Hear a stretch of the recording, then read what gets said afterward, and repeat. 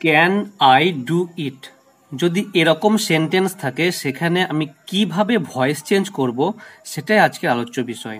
দেখো, এটা হচ্ছে ইন্টারোগেটিভ সেন্টেন্স, অর্থাৎ প্রশ্নমূলক। এই ইন্টারোগেটিভ সেন্টেন্সটা শুরু হয়েছে কি দিয়ে না, ক্যান অর্থাৎ মোডাল ভার্ব দিয়ে।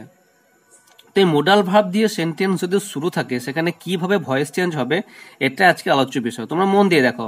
দেখো, ক্যান আই ডু ইট, তো এখানে যখন আমরা ভয়েস চেঞ্জ করব তখন নিয়ম হচ্ছে এই মোডাল ভার্বটা প্রথমে বসে যায়, ক্যান। ঠিক আছে, তারপর কি, ক্যান, ক্যানের পরে অবজেক্ট সাবজেক্ট রূপে সামনে ক্যান, তারপরে কি ইট, ক্যান ইট, এরপর বি, এটা নতুন যোগ হবে বি। তাহলে প্রথমে মোডাল ভার্ব বসে গেল অবজেক্ট সাবজেক্ট রূপে, তারপর এবং অবজেক্ট সাবজেক্ট রূপে বসার পর বি, ক্যান ইট বি, তারপর ভার্বের থার্ড ফর্ম ডান বাই, আইটা কি হয়ে যাবে মি, কোয়েশ্চেন মার্ক, ব্যাস। নাম্বার 2 একই, মে ইউ হেল্প মি, তুমি কি আমাকে সাহায্য করতে পারবে।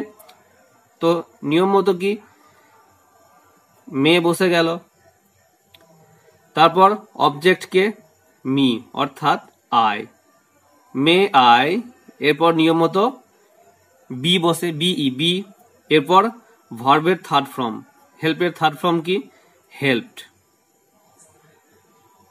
হেল্পড বাই ইউ, ব্যাস হয়ে গেল। Then should he respect an anti social, তার কি একজন অ্যান্টি সোশ্যালকে সম্মান করা উচিত।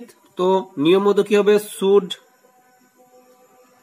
শুড অবজেক্ট সাবজেক্ট রূপে সামনে অর্থাৎ anti social object,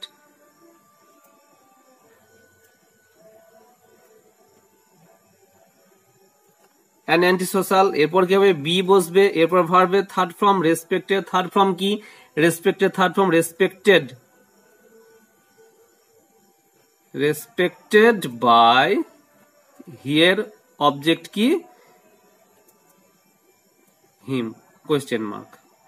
number 4 can you imagine it, can object subject রূপে সামনে ইট, এরপরে বি, ইমাজিনের থার্ড ফর্ম কি ইমাজিনড, ইমাজিনড বাই ইউ, ব্যাস হয়ে গেল। Number 5 would you allow me to do this, তো এইটুকু হচ্ছে আসল জিনিস আর এটাকে বলা হচ্ছে আদার্স, লাস্টে বসে যাবে। দেখো নিয়ম মতো উড, উড অবজেক্ট কি এখানে me, would I be, allow এর থার্ড ফর্ম কি allowed, ALLOWED, allowed by you to do this.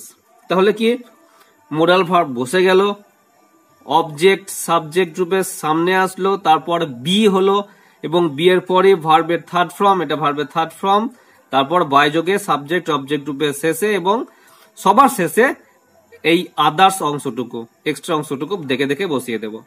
Number 6 must I meet him, তো এখানে দেখো কি হবে মাস্ট বসে গেল, এর পরবর্তী অংশটুকু আমি আর করছি না, এটা তোমাদের হোম টাস্ক থাকলো।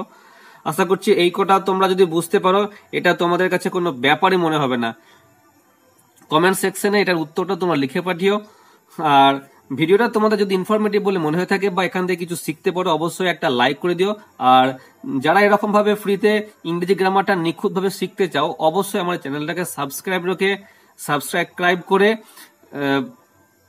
শেয়ার করে রেখো। আজকে পর্যন্ত দেখা হচ্ছে নেক্সট ভিডিওতে, বাই।